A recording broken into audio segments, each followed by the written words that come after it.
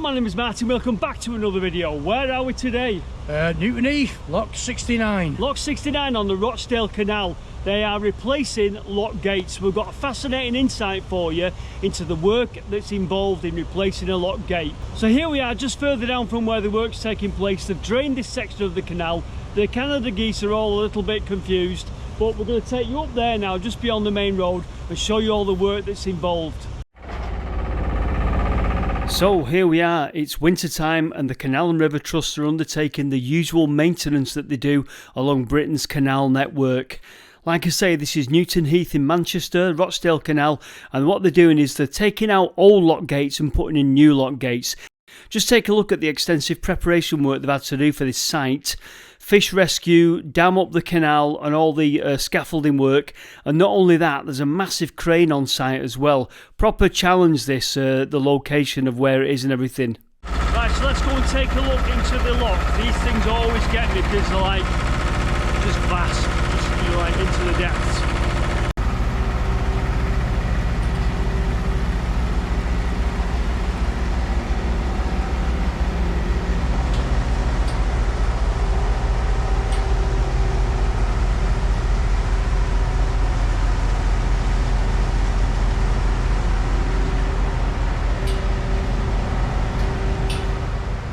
Okay, so as we get to the bottom of the lock, you'll see the old lock gates have already been removed, awaiting the new ones. Bit of a difficult access, this one, for the Canal and River Trust, because you see the modern bridge above there. Well, that's Church Lane, Newton Heath, and that's open. There's cars and pedestrians walking along there and everything.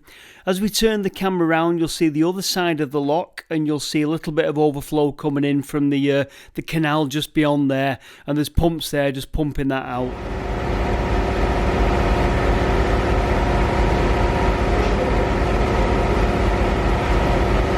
This is local to us. This is a place called Newton Heath in Manchester, Lock 69 on the Rochdale Canal.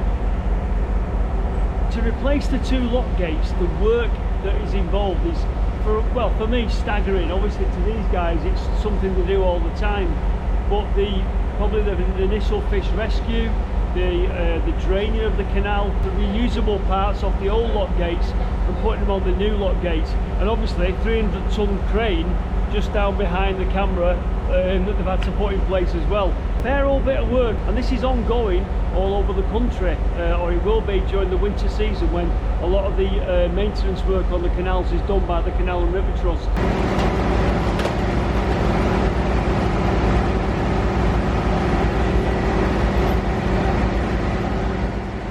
So while we're down here and we're watching what's going on, I want to show you some detail. Now remember, I'm no expert, but I'll try and explain what I saw and what was told to me. There's a recess there, and when the lock gates are open, they fold into that recess there that you can just see. I was fascinated as to why there was brick at the bottom of the lock. You'd have thought it was stone all the way. Now, whether something shifted over time and they've had to replace that stone with a brick fascia, I'm not quite sure. But these things are very, very old, 1790s. So they can see a fair bit of shifting of land over time. So I'll learn later in the video. That's where the lock gates were, against the wall of the lock, but I want to draw your attention to this. See the sill there? Look at the bottom there. Look at the circular thing there. That's what they call the pot, or the cup, as we will learn. And that's what the gate sits into. That's, I don't want to say the hinge, but that's the bottom of the hinge, if you like. The lock sits into that. Fascinating stuff, and we'll see some of those later on when we go to the workshop where they make the lock gates. But great to see it all taken away, because we're going to learn how it all goes back together. Just been asking the question, why is the crane such a height on the crane? Well, it's got to stretch from there where they've had to park it to over here where the actual the lock is. So it's got to be a long reach on it. Right, boys, like a big and shit down there, scooting around for things. Come out of that mud. What have you found? Right, bring it up here. Right, what have you got? Well, a big sugar gun Hey up. and a big sugar grenade. We found, is that, what's that, is that a tenga. Yeah, that's a toy. Yeah. And that's a toy. So is there. We found a gun. Gun's found. So what I'm going to do is I'm going to show you the dam that they put in place when they do these works. You've seen it before, I think you've seen it on the river that we did. Same old thing, fabric dam with just an A-frame of metal really to hold it in place. This is it from one side. There you go, it's just fabric, and you'll see the original overflow there. It's coming in handy at the minute because you don't want an overflow there.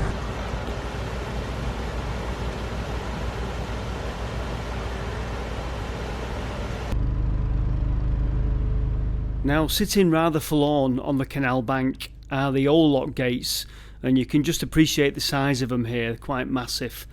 These are waiting to be taken away. But as you'll see from the date on them, as we can see from this plate here, they were manufactured in 2001. And the rolling programme that the Canal and River Trust do is to try and replace lock gates every 25 years. It's deemed that they've come to the end of their use after 25 years. So, just round the corner, the new lock gates are arriving.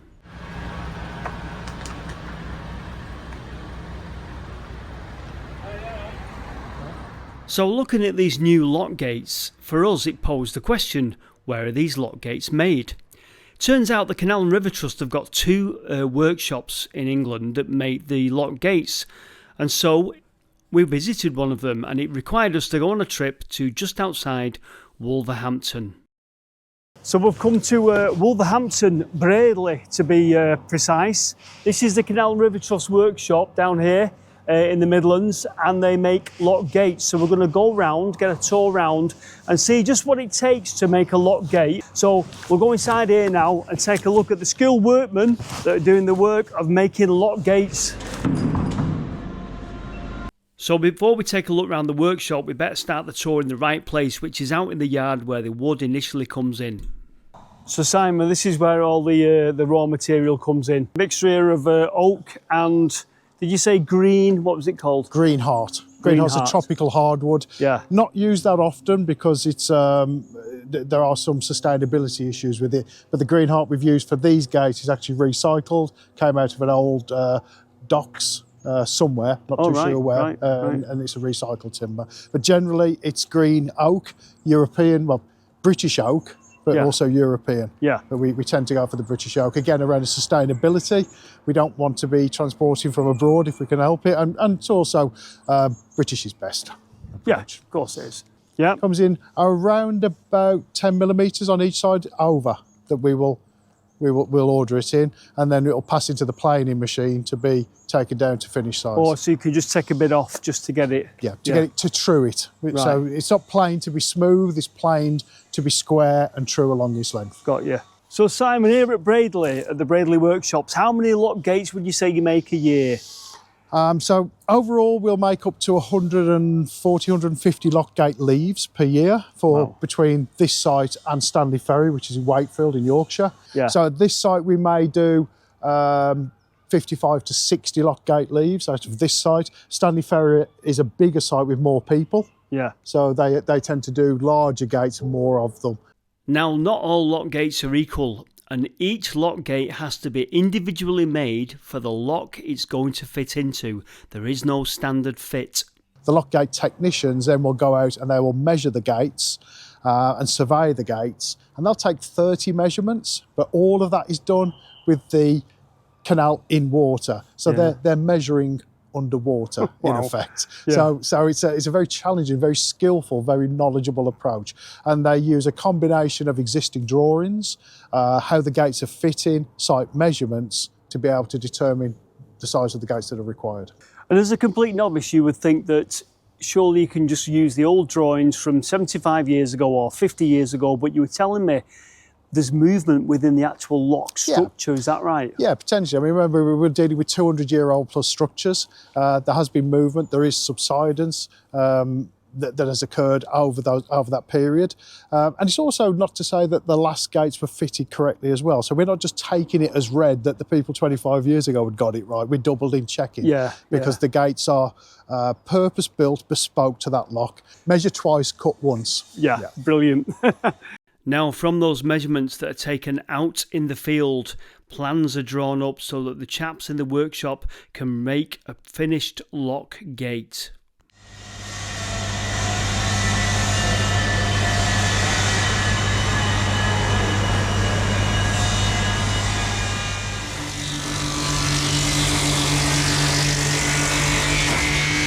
So this is the seal, this sits...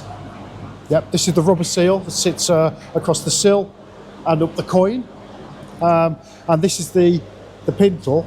The pintle, so that's what it's called, as Simon calls it. Now, where does that fit?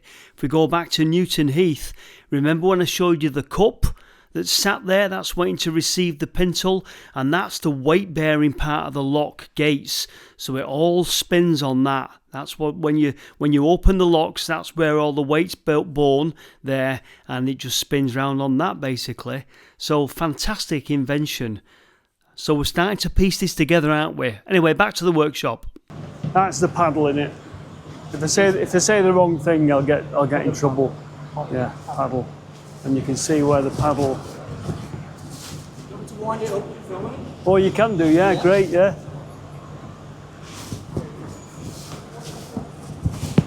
It's great to see the whole thing.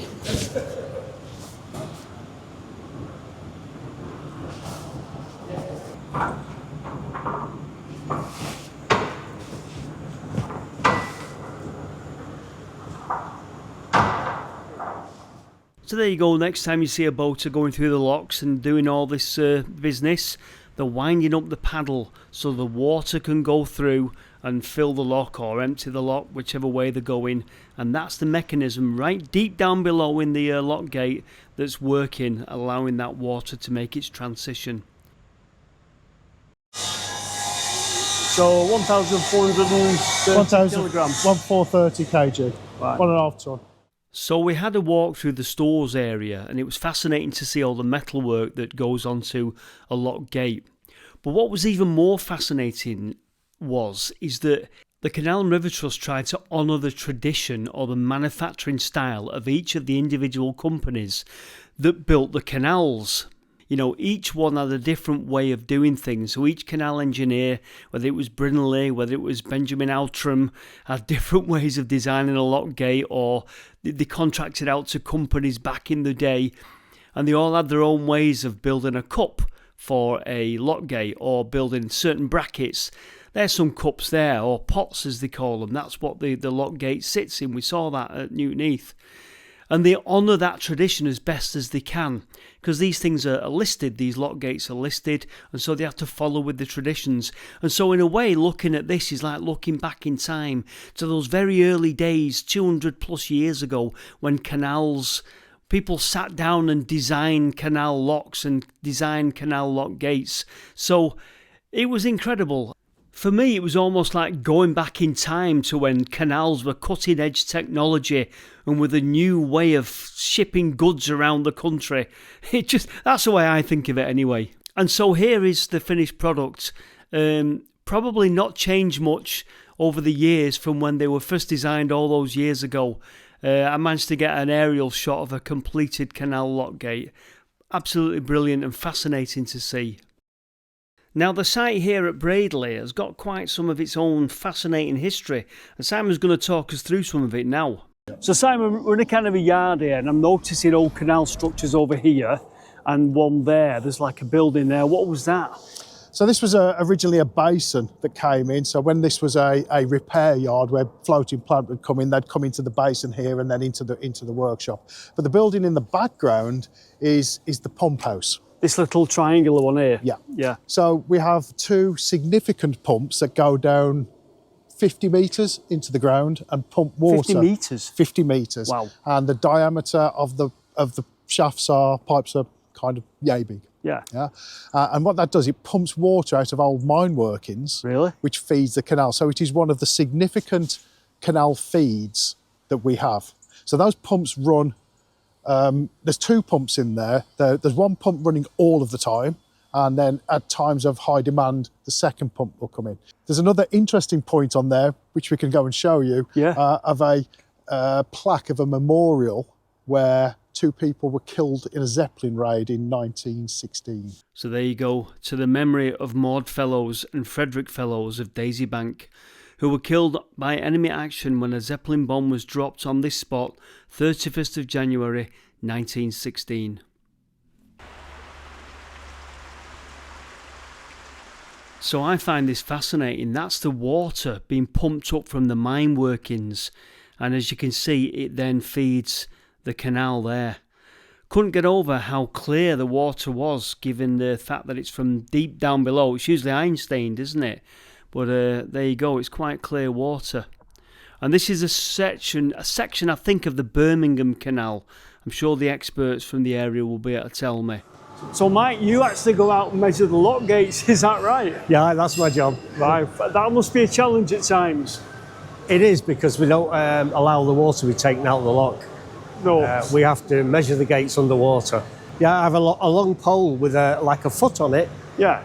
And I can feel the bottom of the gate, and then I can feel where the floor is, each rail, everything. So you can take dimensions from that.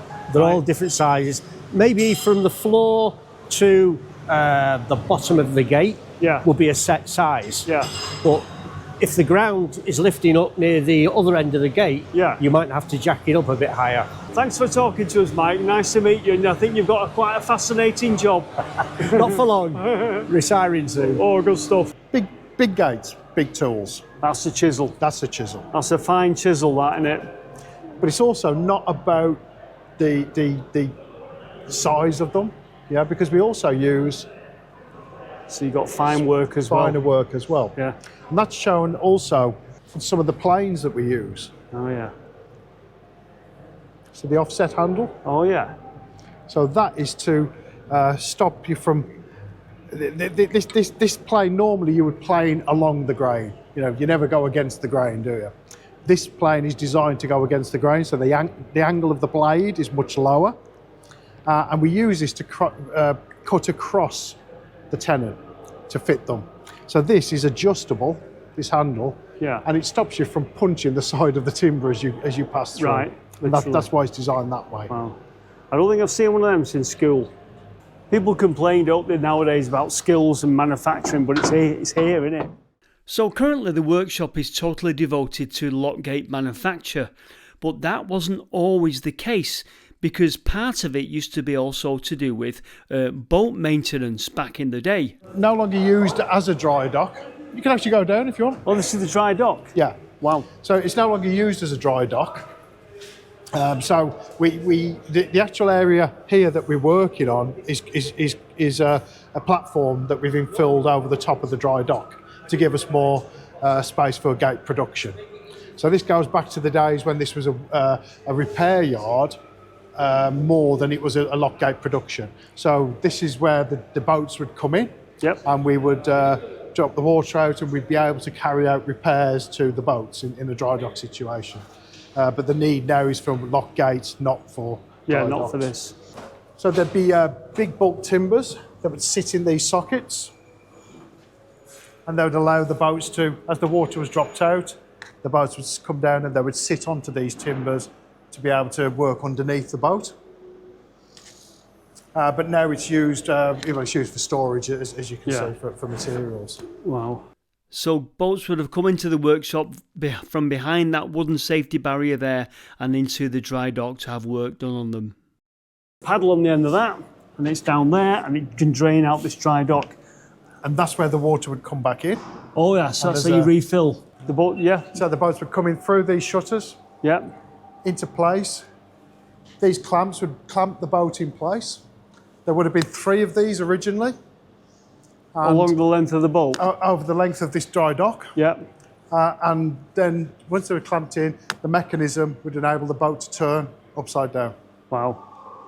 I have never seen anything like that before. That's fantastic. And here it is in action. They had a picture of it up on the wall in the offices, so I got that picture, and it explains fully how this thing used to work. Well, I would like to give a big thank you to Simon and his team down at Wolverhampton in the Bradley workshops. I can't thank him enough for the tour round. Fascinating insight. Simon, thank you very much for showing us around in a time where I know it's a very busy season for you, so much appreciated. So, time for us to go back to Manchester and see what's going on at Lot 69 on the Rochdale Canal. We've got a fish rescue going on. What's that? What type Little is that? perch in it. Yeah, bless it. So it's going back in. Going back in. Oh, it's gone. So the new lock gates arrive almost in kit form and they're pieced together down in the actual lock chamber. Any final adjustments will be made down there in the chamber. So I'm just thinking those new lock gates will be good now for another 25 years. So you're looking at around about 2050 when they get replaced. So I think a few of us will have shuffled off this mortal coil by then, including myself.